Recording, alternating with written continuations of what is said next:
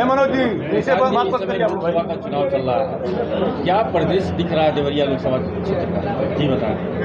सर्वप्रथम मैं भारतीय जनता पार्टी को बहुत बहुत धन्यवाद देना चाहता हूं कि उन्होंने मुझे यहां पर मोदी जी का सैनिक बन के भारतीय जनता पार्टी का प्रत्याशी बना के भेजा है। चुनाव का माहौल बहुत सकारात्मक है। भारतीय जनता पार्टी ने पिछले 10 साल से जितना काम किया है मोदी जी के नेतृत्व में, उतना काम अतुल्य है और उसके होते होते जनता उत्साहित है, मेरे कैंडिडेचर पे उत्साहित है, भारतीय जनता पार्टी के कार्यकर्ता उत्साहित हैं और मैं समझता हूँ पूरे देवरिया संसदीय क्षेत्र में जिसका भ्रमण मैंने कर लिया है। एक बार पहली बार मैं जब आया रामनवमी के दिन, उस दिन भ्रमण किया और उसके बाद 5 विधानसभा का एक तूफानी दौरा किया और अभी मैं 5 मंडलों में जा चुका हूँ। तो जो मुझे आभास हो रहा है, इतना उत्साह मुझे बहुत ही कम अपने राजनीतिक जीवन में मिला है और मैं समझता हूं कि आने वाले समय में जो अमृतकाल का एक वर्जन दिया है उसको भी आगे करने के लिए मेरी प्रत्याशिता बहुत महत्वपूर्ण है और भारतीय जनता पार्टी और कमल के निशान को और मोदी जी को आगे बढ़ाने के लिए बहुत बहुत महत्वपूर्ण है कि 400 पार के लक्ष्य में देवरिया संसदीय क्षेत्र एक बहुत अहम भूमिका निभाए।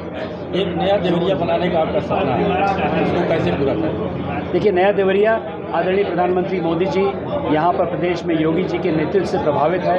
उन लोगों ने विकसित भारत का जो संकल्प लिया है उसी तरह मैंने भी विकसित देवरिया का संकल्प लिया है और एक पुस्तिका भी है, यदि आप लोगों को समय पड़े तो उसको करिए अमृतकाल का देवरिया।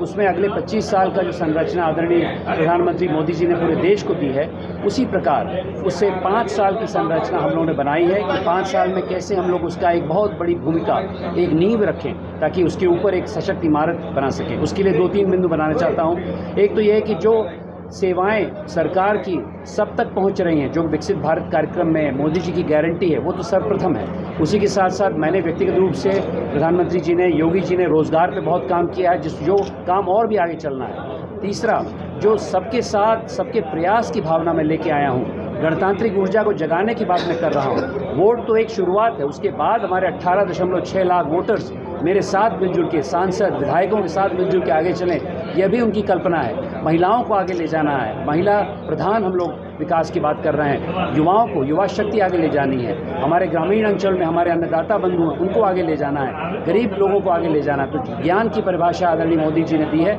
उसको कार्यान्वित करने के लिए मैं देवरिया में तत्पर रहूँगा, दिन रात काम करूँगा। लेकिन एक बात कहूँगा कि यहाँ पर दिन रात एक व्यक्ति नहीं काम करेगा। मेरा यह मानना है कि मेरा किरदार जामवंत का होगा। मैं यहाँ की छुपी हुई ऊर्जा को उठाने का भी काम करूँगा। ये भी मोदी जी से प्रभावित है। हमारी पार्टी का जो लक्ष्य है, जो हमारे दीनदयाल जी ने कहा था, एकात्म मानववाद, हर व्यक्ति को, हर वर्ग को, हर समाज को साथ लेकर चले, यही मेरी अवधारणा है। इसी के लिए मैं यहाँ पर प्रस्तुत हूँ। सर, एक प्रश्न है